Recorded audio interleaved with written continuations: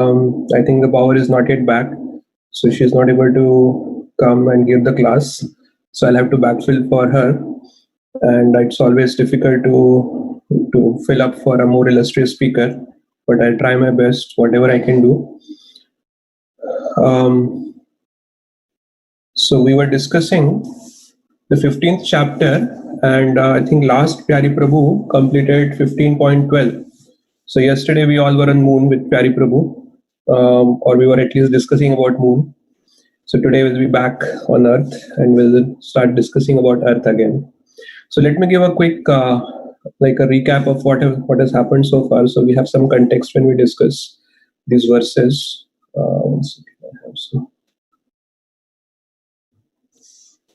Okay, so what has happened so far is, in the 15th chapter until the 6th verse, Krishna has actually compared the material world with the upside down banyan tree, which kind of depicts that this world is a reflection of the original spiritual world. And at the end of the 6th verse, he kind of said that the solution is that we have to cut our attachment to this world. We have to be detached and we have to get out of this world. And then he started saying that actually what happens if we do not get detached to this world, So 15.7 is a very important verse, and Prabhupada has quoted it many times. Mamayivamsho jivaloke jiva bhuta sanatanaha manaha shasthani indriyani prakriti sthani karshati. So Krishna says that actually we are Krishna's parts and particles. We are like small particles of consciousness, and we are parts of the supreme whole. We are parts and Krishna is the whole.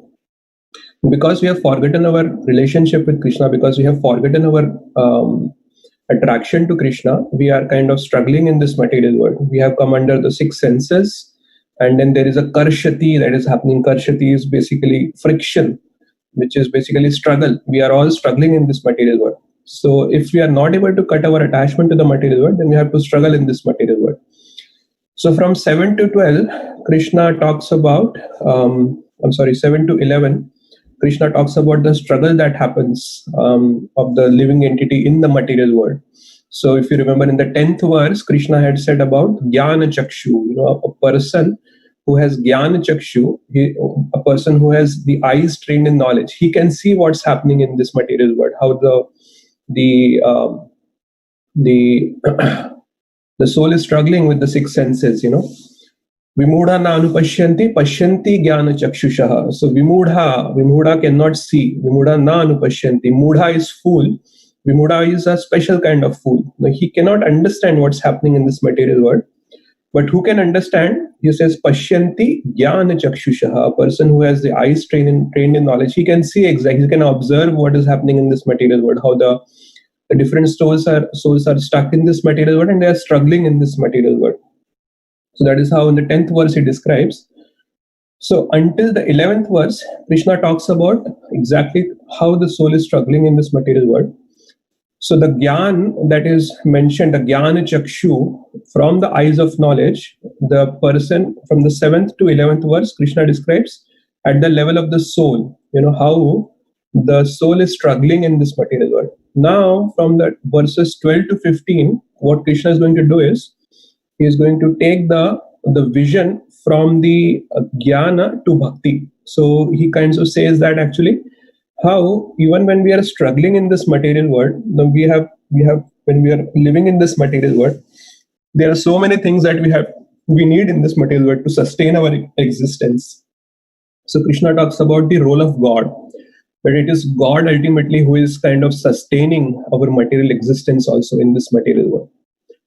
So we already discussed the 12th verse yesterday when we were at Moon with Pyari Prabhu. So the 12th verse, Krishna talks about the cosmological role of Krishna. So he kind of describes that he is the splendor of the sun and moon, and he is the splendor of fire.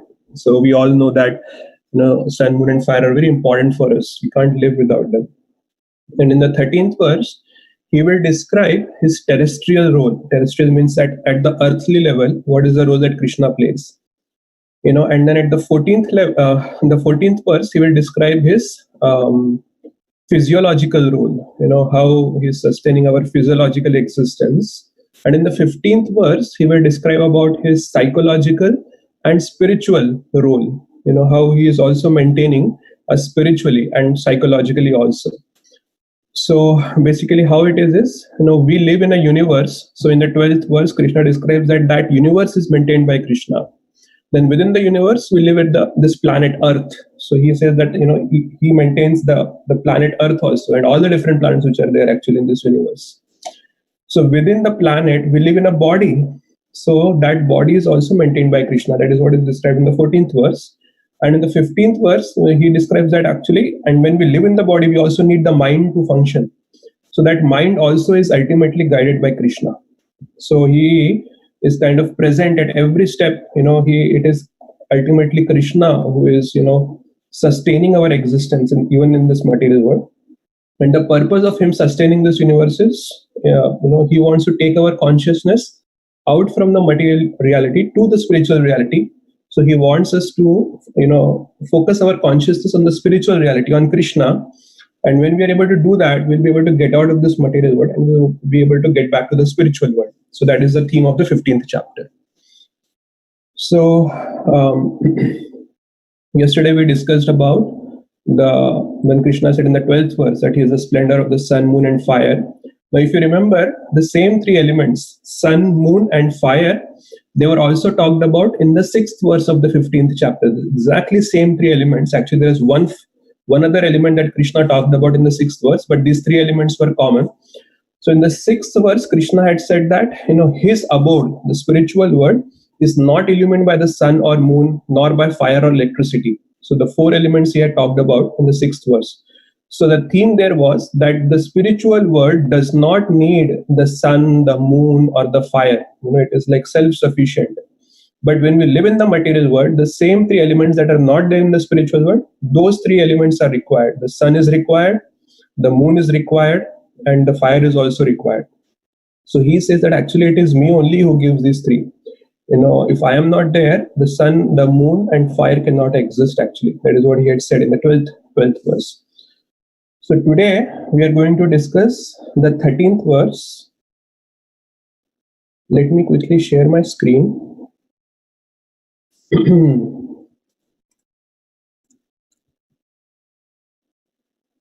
So a lot of devotees are not there today because they have lost power.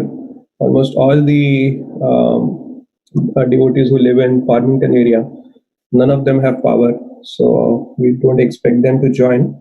Actually, this is the reason I have to give the class today, because Padmalochini Mataji also lost power today. So we won't have a lot of participation, but whatever we have, we can, Okay, all right. Is Rasraj Prabhu there?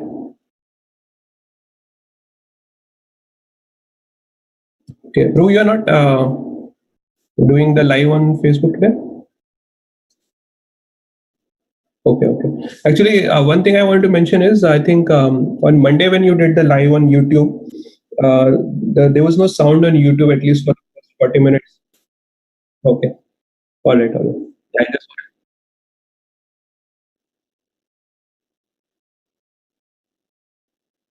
Okay. All right. So let's discuss the 13th verse. Excuse me. You can repeat after me. Gama Vishya cha bhutani. Gama Vishya cha bhutani. Dharyamaham ojasa. Dharyamaya ojasa. Pushnami chausadhi sarvaha. Pushnami chaudhari sarvaha. Soma bhutva rasatmakaha. Soma bhutva rasatmakaha. Gam avishya cha bhutani. Gama Vishya cha bhutani. Dharamyaham ojasa. Dharamayam aham ojasa. Pushnami chausadhi sarvaha. Pushnami chaudhari sarvaha. Somo bhutva rasatmakaha. Somo Budva Rashmadaga गामविश्य च भूतानि गामविश्य च भूतानि Gamavishya cha Bhutani धाराम्यहम् ओजसा धाराम्यम् ओजसा पुष्णामि चौषधी सर्वः पुष्णामि च Pushnami सर्वः Choshada Sharvaha सोमो भूत्वा रसात्मकः Somo Bhutva Rashmataka Anyone else would like to recite the verse? Gamavishya cha Bhutani गामविश्य च भूतानि Dharma me aham ojasha धाराम्यहम् अहम् ओजसा Pushnami Choshadya Sharvaha पुष्णामि चौषधी सर्वः Somo Bhutva Rashatmaka सोमो भूत्वा रसात्मकः Anyone else would like to? Kamavishya च भूतानि गामविश्य च भूतानि धारयाम्यहम् ओजसा धाराम्यहम् अहम् ओजसा पुष्णामि चोषधी सर्वः पुष्णामि चौषधी सर्वः सोमो भूत्वा रसात्मकः सोमो भूत्वा रसात्मकः Anyone else? गामाविश्य च भूतानि गामविश्य च भूतानि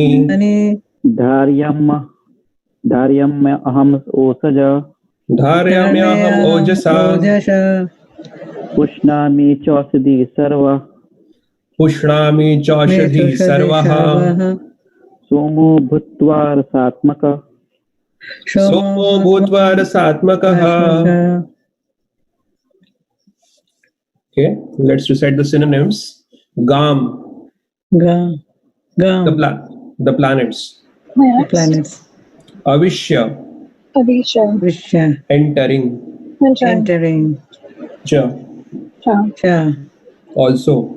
also Bhutani, Bhutani the living entities. living entities Dharyami, Dharyami sustain. sustain Aham, Aham I. I Ojasa, Ojasha by my energy. by my energy Pushnami, Pushnami I am nourishing. I am nourishing Cha, Cha and and Aushadhi, Aushadhi vegetables. vegetables Sarvaha, Sarvaha all. all Somaha, Shomaha the moon. the moon Bhutva, Bhutva becoming. becoming Rasatmakaha, Rashatmaka supplying the juice. supplying the juice. Translation and purport by His Divine Grace A.C. Bhaktivedanta Swami Srila Prabhupada. I enter into each planet. By my energy, they stay in orbit. I become the moon and thereby supply the juice of life to all vegetables. Purport. It is understood that all the planets are floating in the air only by the energy of the Lord. The Lord enters into every atom, every planet, and every living being. That is discussed in the Brahma Samhita. It is said there that one plenary portion of the Supreme Personality of Godhead, Paramatma, enters into the planets, the universe, the living entity, and even into the atom. So, due to his entrance, everything is appropriately manifested. When the spirit soul is there, a living man can float on the water. But when the living spark is out of the body and the body is dead, the body sinks. Of course, when it is decomposed, it floats just like straw and other things. But as soon as the man is dead, he at once sinks in the water. Similarly, all these planets are floating in space. And this is due to the entrance of the supreme energy of the Supreme Personality of Godhead. His energy is sustaining each planet, just like a handful of dust. If someone holds a handful of dust, there is no possibility of the dust falling. But if one throws it in the air, it will fall down. Similarly, these planets, which are floating in the air, are actually held in the first of the universal form of the Supreme Lord. By his strength and energy, all moving and non moving things stay in their place. It is said in the Vedic hymns that because of the Supreme Personality of Godhead, the sun is shining and the planets are steadily moving. Were it not for him, all the planets would scatter like dust in air and perish. Similarly, it is due to the Supreme Personality of Godhead that the moon nourishes all vegetables. Due to the moon's influence, the vegetables become delicious. Without the moonshine, the vegetables can neither grow nor taste succulent. Human society is working, living comfortably, and enjoying food due to the supply from the Supreme Lord. Otherwise, mankind could not survive. The word rasatmakaha is very significant. Everything becomes palatable by the agency of the Supreme Lord through the influence of the moon. Namo Vishnupadaya Krishna Prishtaya Bhutale Shrimate Bhaktivedanta Swami iti namine Namaste Saraswati Devi Gauravani Pracharine Nirvishesha Shunyavadi Paschatya Deshataya. I'll read the translation one more time. I enter into each planet by my energy, they stay in orbit. I become the moon and thereby supply the juice of life to all vegetables. So the first thing that Krishna says here is that, I enter into each planet by my energy, they stay in orbit. So now if I ask a question, what is our default understanding of how these planets stay in orbit? What is the general understanding about this? Anyone would like to answer? What holds the planet together? What is the general understanding? What is the scientific understanding? Gravitational pull. Gravity. Yep. Yeah. So actually, the default understanding or the scientific understanding is that it is due to gravity that is holding the planets together. It's due to gravity the different planets are staying in orbit, and it is gravity due to which the moon is circling the Earth. That is the default understanding. Now, who gave gravity? Who gave who invented or who discovered gravity? Newton. Yes.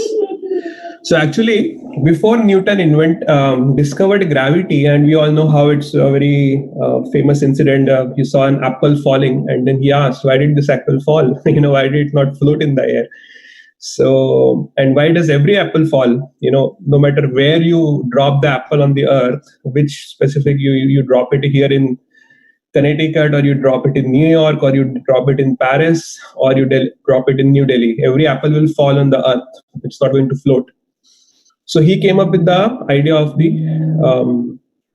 gravity. Now it is interesting that before Newton came up with this theory of gravity, at that time, these the religious people, they have been talking about it. That it is God, who is sustaining the different planets, due to God that all the planets are moving in so the scientists had discovered that the planets are revolving around the sun, and the moon is revolving around the earth. All that was, and the earth is also kind of rotating on its axis. So all that was discovered, kind of, more or less. But they were not able to explain that how this is happening exactly. So when Newton, when he came up with this idea of gravity, and he kind of more or less proved it, that it is actually gravity that basically keeps the planets together, then it became like a sensation.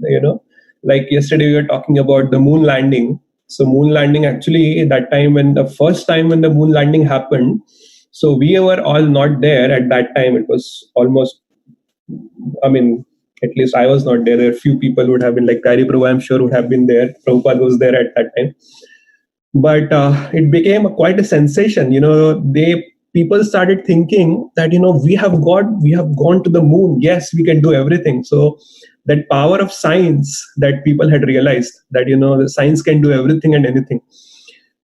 So that was kind of, it became like a euphoria, and that is why Prabhupada, if we see, in Prabhupada, and he said about when this was discussed about the moon. So one of the things that he said, even if we have gone on moon, what are you going to do over there? The same thing, eating, mating, sleeping, and defending is what you are going to do on the moon also. So what is so special about going to moon? Ultimately you will die. So the same consciousness that you have here, the same consciousness you will have there also. So unless we raise our consciousness, what is the point on going to moon, or going to the moon? So similarly, when this Newton, when he discovered gravity, it became quite a sensation. The scientific community, especially, and at that time there were quite a few theistic scientists at that time. Like Newton, it is well known that he was theistic. Even Einstein was theistic. They both accepted that there is a higher power behind the creation. It's not that the creation had come by chance. But the majority of the scientific community at that time, they were kind of atheistic. So when they understood that that now we have figured out how these planets stay in the orbit, and now there is no need for God. So actually Newton was quick to point out that what I have discovered is just a phenomena. So what it is so we ask a question to understand it better. We ask a question: now, what is gravity? Gravity is the force applied by two objects on each other, and when we have to understand it from a cosmological perspective, it is due to gravity, due to which the planets they kind of stay in their orbits. Okay, so if we understand it that way, that is gravity. Okay, and what keeps the if you ask it the reverse way, what keeps the planets in their orbit? It is gravity. So what they were talking about is, so this is what Newton said, that what I have done is I have just named a phenomena. You have found a phenomena. It's just like a phenomena. It's like it's something that is happening. So all he had done is just given a name to that phenomena. So gravity is the name given to it. But he said that that doesn't explain what causes gravity. What is it that causes one object to pull other object? What exactly is that? What causes that? What is the cause of gravity? We understand that there is gravity, but what causes gravity? That is something that science couldn't explain. That source of gravity, as we say, that cannot be explained. And Newton was not, and he pointed it out. He actually, I think he came up with an article which was published in the Science Journal at that time. So he pointed out very clearly that all I have done is I have just found a phenomena, but what causes that phenomena, that I cannot explain, or probably to this point science was not able to explain. Now later, I think Einstein did give some understanding about it. He said that time, space, and gravity is a characteristic of something like that. So he explained it in terms of the universe, but again he couldn't explain the full phenomena or what is the cause. But anyway, Einstein was not atheistic. But the point is that we can say that it is gravity, but ultimately even gravity cannot explain, because there has to be a source of gravity. We know that there are certain natural laws based on which the universe is working. There is a natural law. The sun is rising every day. Every day we have day, every day we have night. So all this is happening based on some natural laws. But who made those laws? Who actually activated those laws? That it does not explain. So science can only explain the different phenomena. So so what happened now is, earlier, not the entire scientific fraternity was not atheistic. There were a lot of theistic scientists also. But if we look at the current day science, and why Srila Prabhupada also criticized the scientists, was science was hijacked by atheistic people. So science by itself cannot be theistic or atheistic. It is just like a branch of knowledge. There are different branches of knowledge. History is one branch of knowledge. History is used to know about historical facts. Similarly, science is a branch of knowledge. Science, if we have to consider it, works on a principle called as fundamental naturalism. Fundamental naturalism means it basically, science looks for natural causes for natural phenomena. So by nature, it is not atheistic. It doesn't look for anything spiritual. It just looks for material things. When we say fundamental naturalism, it looks for natural causes for natural phenomena. What it also means is it looks for material causes for material phenomena. So by nature, it doesn't look for anything spiritual. It just deals with the material world. It deals with the material knowledge. The science cannot explain the existence of soul. They can understand, okay, there is something that happens in the body after which the body dies, but they cannot explain what exactly is that. What is it after which what leaves the body, due to which the body dies. To this date, they cannot explain the source of consciousness. Where is consciousness exactly? We have discussed it in one of the Sunday classes also, that the mainstream understanding was at least that the source of consciousness is in the brain. But there was this Canadian scientist who had proved by the different different experiments, that the source of consciousness is not in the brain. It is extracerebral. Extracerebral means it is outside of the brain. It's not within the brain. So science by itself is not atheistic, but what has happened is it has been hijacked by the atheistic people. So we know that the most famous scientist in our age, in our time, is who was he? He died now. Anyone knows his name? Anybody knows? He was in a wheelchair. Yes. What was his name? Stephen something. Yeah, Stephen Hawking. Stephen Hawking. Yeah. Right. So Stephen Hawking, it's well known that he was atheistic. He had actually given many atheistic statements, and he also something funny he came up with. At least a lot of people found it funny. He came up with this whole theory of that this planet is not planet. There are so many problems on this planet. There are, I may not be exactly quoting him the way he explained, but the essence of what he said was, this planet is not habitable. There are so many problems. There are floods, there are volcanoes, there are diseases, and so we should find another place in the universe. We should all the countries should come together. They should pool money, and they should spend the money on space research. And we have to find another place where we have to shift the whole of the mankind there. So, but we know that actually no matter where you go in this material world, the same four problems would be there: birth, death, old age, and disease would be there. You cannot escape that. That is there on the planet Earth is not because of the Earth itself. It is because of the way we are using this planet. It is the way we are exploiting this planet. So there have been so many scientific studies has been conducted, and the one thing that comes out is every species contributes to the planet. And if you take out one species from the ecology, it basically impacts the ecology of the planet. But there is one species, which is human species, that doesn't actually contribute, and it will basically help the planet if the human species go extinct. So actually, the problems that are caused on this planet are not caused by the planet itself. By itself, the planet is good; it is habitable. But most of the problems that are caused is caused by human beings. Even if you look at the current pandemic that is spreading, what has happened is it is due to human problem. There are people who are trying to mess around with natural laws. And it is because of that this pandemic is spreading like anything. It started because of that, and then now nobody is able to stop it. America, it's considered to be the most technologically advanced country in the world at this point, and we all know that the most impacted by this pandemic is America. They just can't do anything at all. They can just make statements, you have to wear mask or don't wear mask or this or that, but ultimately people are dying. So many people have already died because of this pandemic.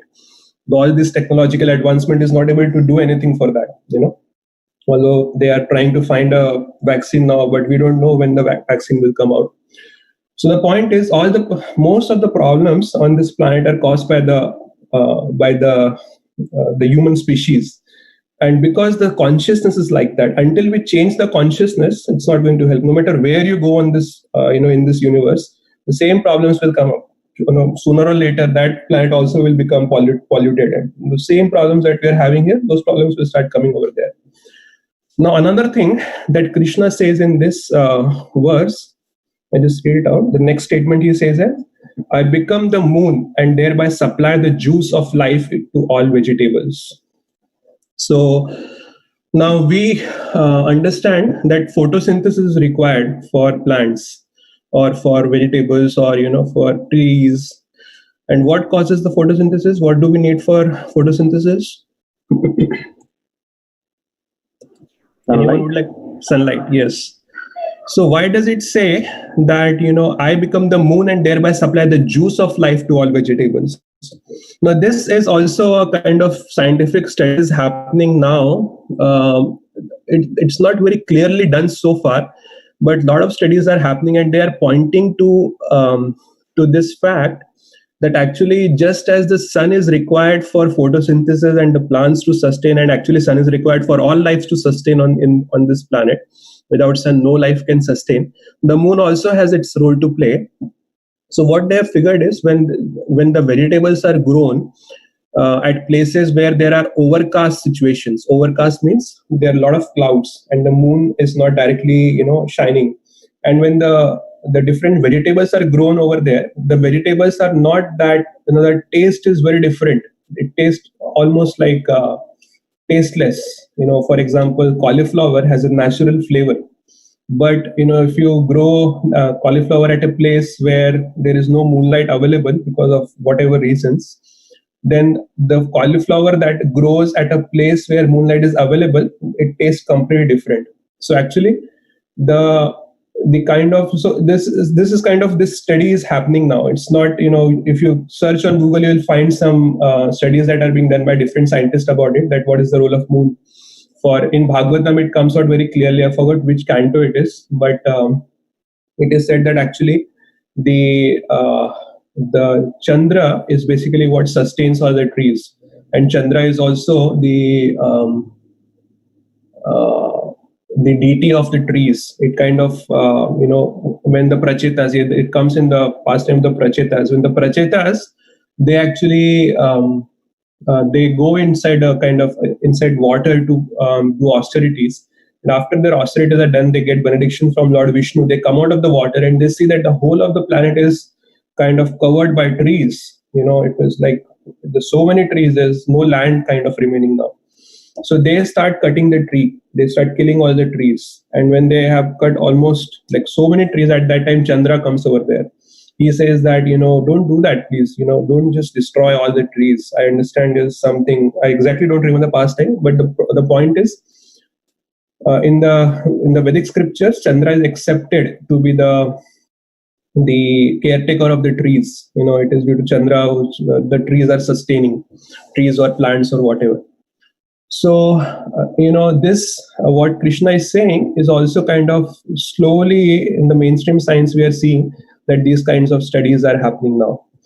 So now actually, this is just about gravity and all that. But if we talk about cosmology in general, it is a well-known fact that, the way life exists on the earth, it is, to say the least, it is 1 in a million chance. If you go by scientific, studies, it is 1 in a million chance. The science says that, everything came by chance. Basically, they're not able to explain the source.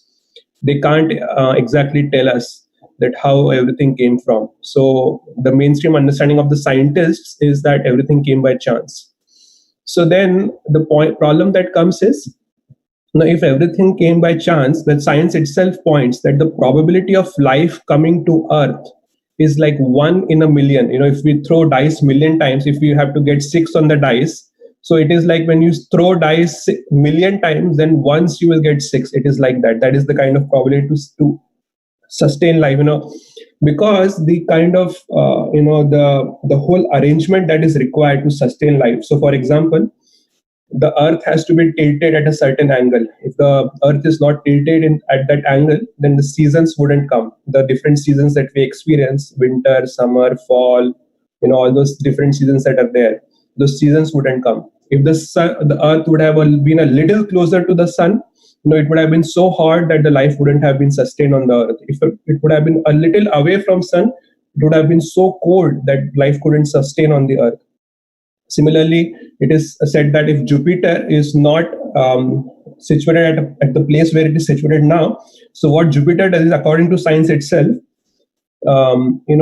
Jupiter acts like a cosmological vacuum cleaner. It sucks out all the different the meteors, etc., that are shooting. It sucks out those. It kinds of protects Earth in like that. Every planet which is there in the cosmology that we see, it has a special role to play in sustaining the life as we know, on the planet Earth. So it is like 1 in a million chance. Now, how can we believe that it all come out by chance? It's not possible. So when Krishna say that actually it is by my energy that everything is working, that we have to agree to Krishna.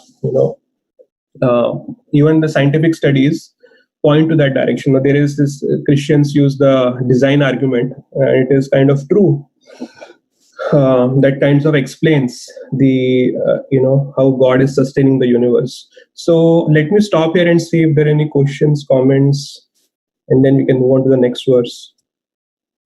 If anyone would like to comment anything, Pyari Prabhuji, Mataji would like to add something. Yes, I'd like to ask a question. You mentioned how if the sun is closer, we'd all burn up, blah, blah, blah. But what about on planets where the sun is closer? No, I didn't say that we will burn out. I say it will be too hot to sustain life on the earth. So that temperature that is required to sustain life as we know it, that will be very difficult. But we won't be burned out, I said. Well, how is there life on other planets that are closer than the sun? So, when I say life, the life as we know the life, the kind of bodies that we have, the kind of, the natural conditions that we need to sustain the life in the form that it exists on Earth.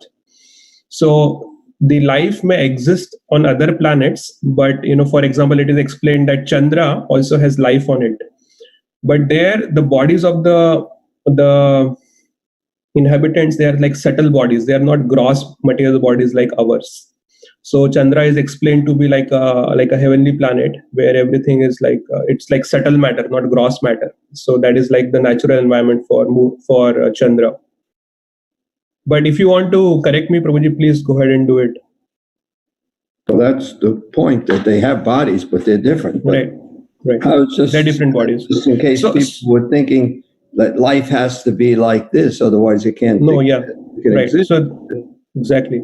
Even scientists have figured that there are certain kind of bacteria who can live in fire, and we know by Vedic scriptures that there is life on sun also.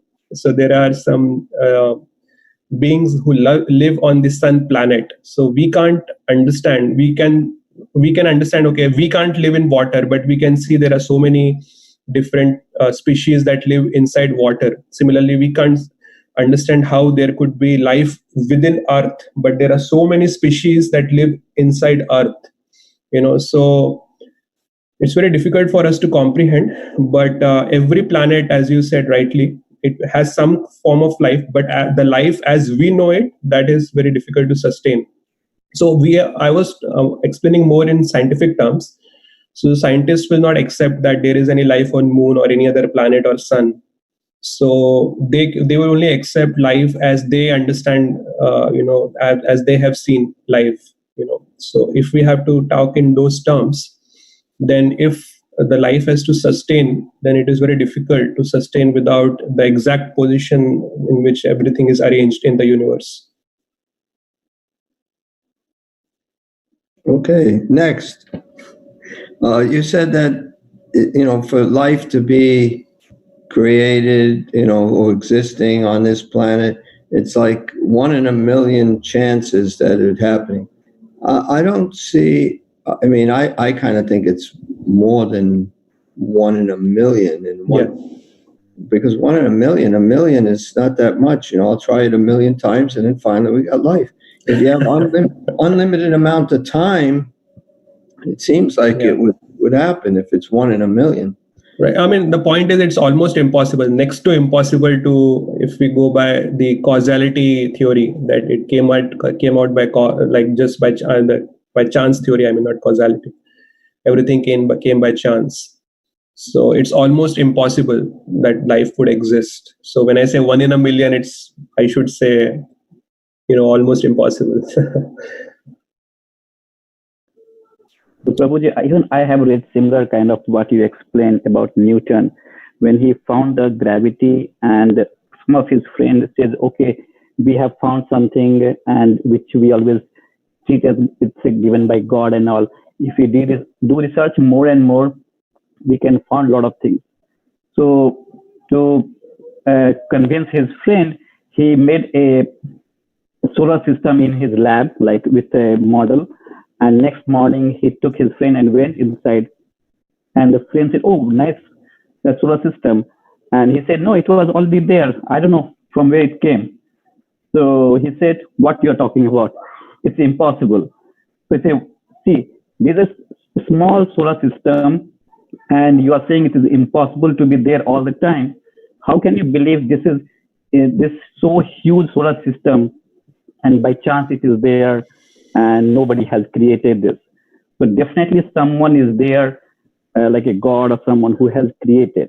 I'm just trying to find out how it happened. That's all."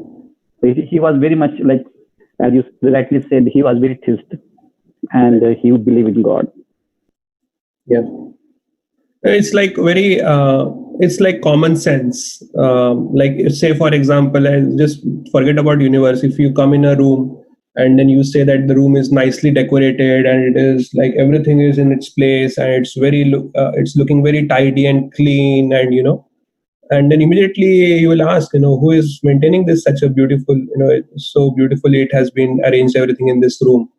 So everything is in its place, and naturally that question you will ask. You will not say that, okay, it by chance everything went into place, and it is looking so beautiful and so tidy. So when we can understand by just entering into a small room, we have to also see that the universe is like a gigantic proportion. If everything is happening in the universe in order, then definitely there has to be someone who is maintaining that. So it just can't happen without that. If we go to big institutions like hospitals or hotels, we see that everything is happening so nicely there, so professionally run. But we know that there is a full management behind it. They have full like departments taking care of different things, and that is how everything works very nicely. If we talk about the universe, you have to understand it in the similar way. There has to be some management happening within the universe which is keeping everything in order. Otherwise, if everything is happening by chance, we just don't know tomorrow sun will come out or not, or tomorrow moon will come out or not. So because everything is happening by chance it may happen. So, and when we say that the scientists are able to predict the weather, so that means there is some order due to which they're able to predict. They can see, okay, today it is like this thing is here, this thing here. That means tomorrow this will be the time. So they are able to predict so precisely that this is going to be the maximum temperature, this is going to be the minimum temperature, and they are able to predict the hourly temperature also. That at this hour, this is the probability of rain, etc. So they are able to predict everything because there is an order in the universe. So that order there has to be someone who is maintaining that order. So order cannot come by its own. So correct. Yeah. And even a solar eclipse and the lunar eclipse, when there was no such science or anything was there, in Veda we have those kind of mention where they can predict this day.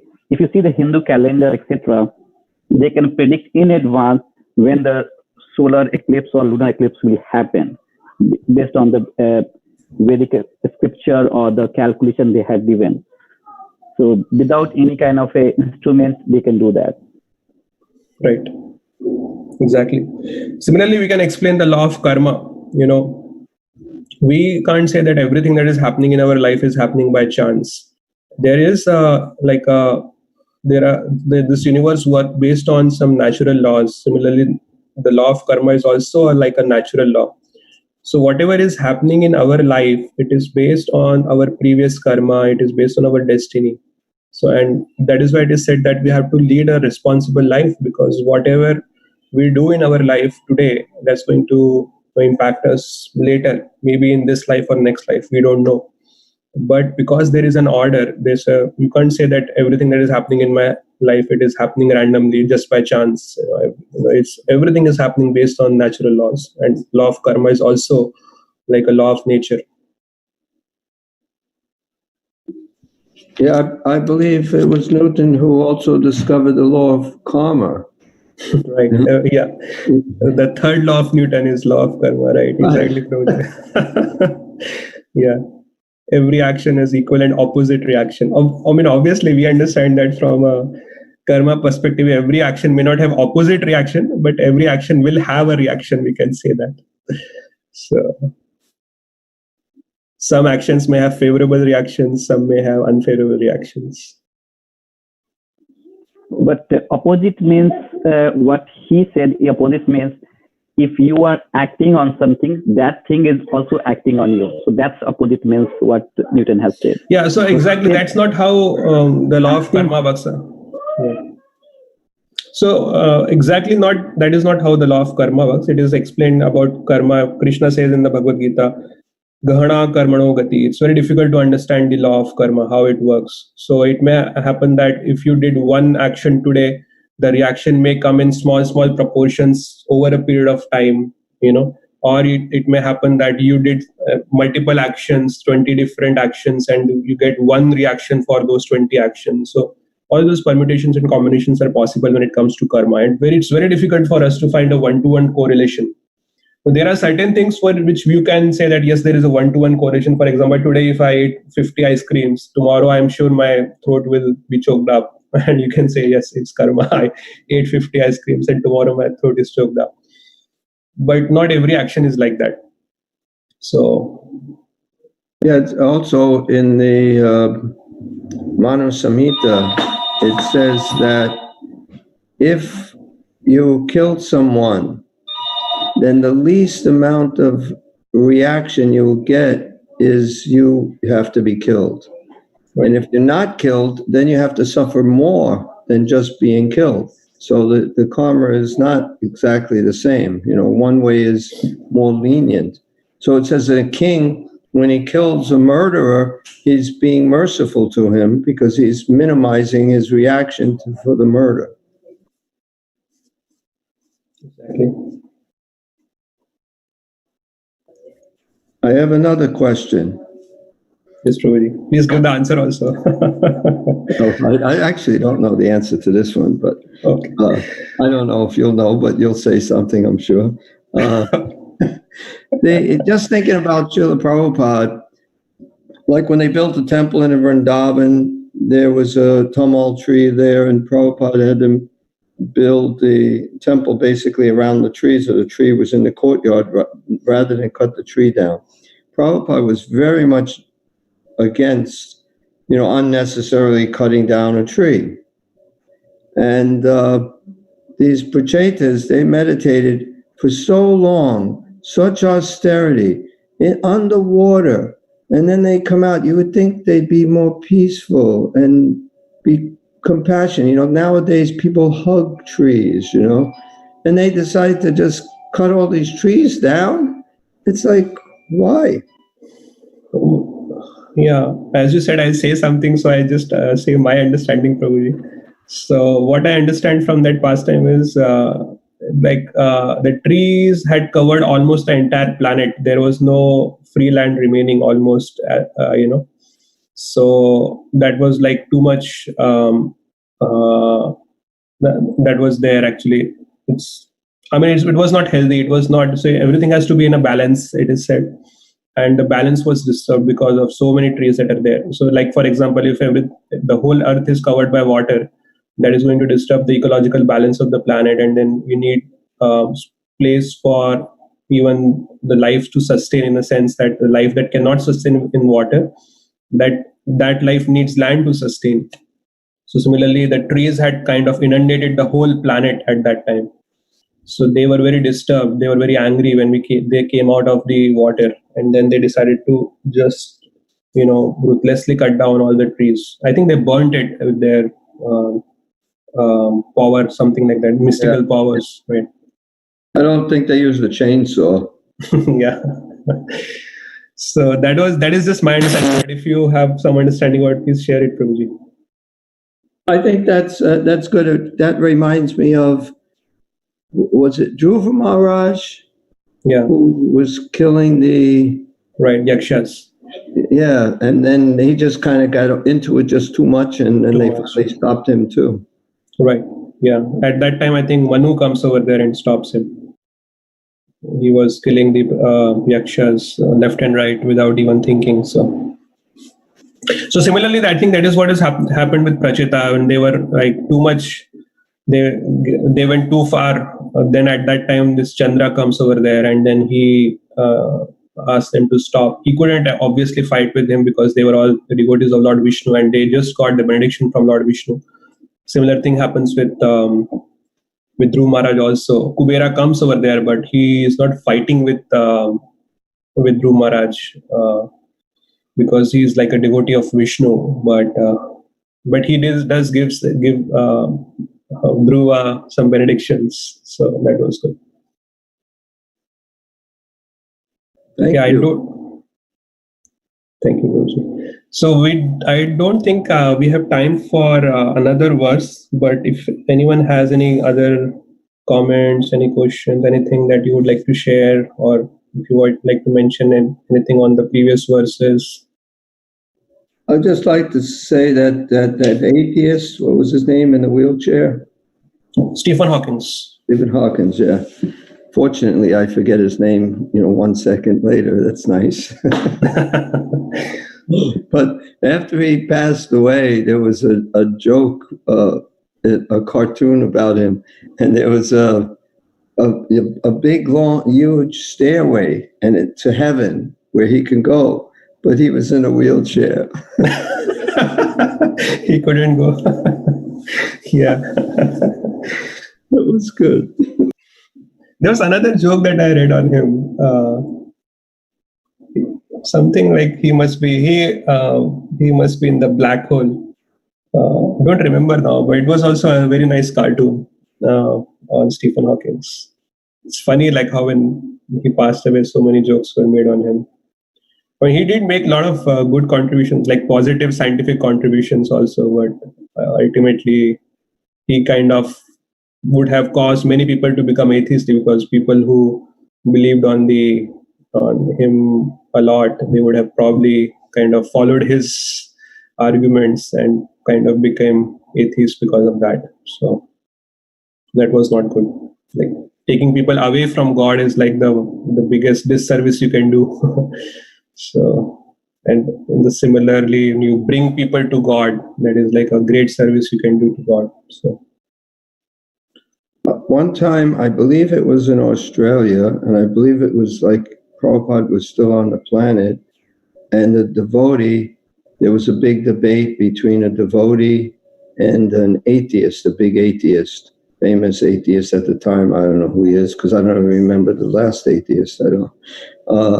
But during the debate, that the devotee was kind of smashing this atheist, and he was getting really frustrated.